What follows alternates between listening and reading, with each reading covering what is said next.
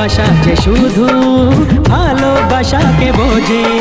তুমি শুধু তুমি নিয়ে আমি, তুমি শুধু তুমি নিয়ে আমি, এই তো জীবন।